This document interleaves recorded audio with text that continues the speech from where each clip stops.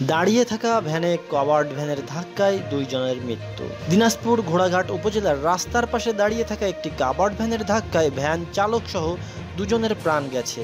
ঘোড়াঘাট থানার এসআই সাব্বির হোসেন জানান, উপজেলার রানীগঞ্জ বাজারে সোমবার সকাল 7টার দিকে এই দুর্ঘটনায় আহত হয়েছেন আরও 3 জন।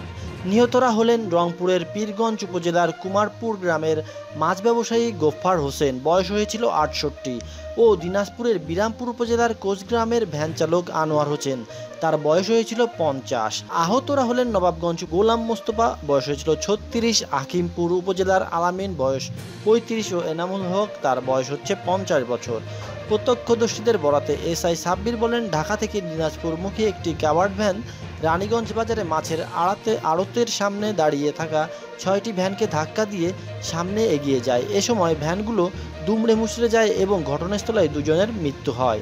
স্থানীয় লোকজন সহায়তায় কাভার্ড ভ্যান সহ চালক সিদ্দিক হোসেনকে আটক করা হয়েছে। চালক সিদ্দিকের বয়স 40 বছর বলে জানা গিয়েছে। তার বিরুদ্ধে আইনগত ব্যবস্থা গ্রহণের প্রক্রিয়া চলছে বলে জানা গিয়েছে।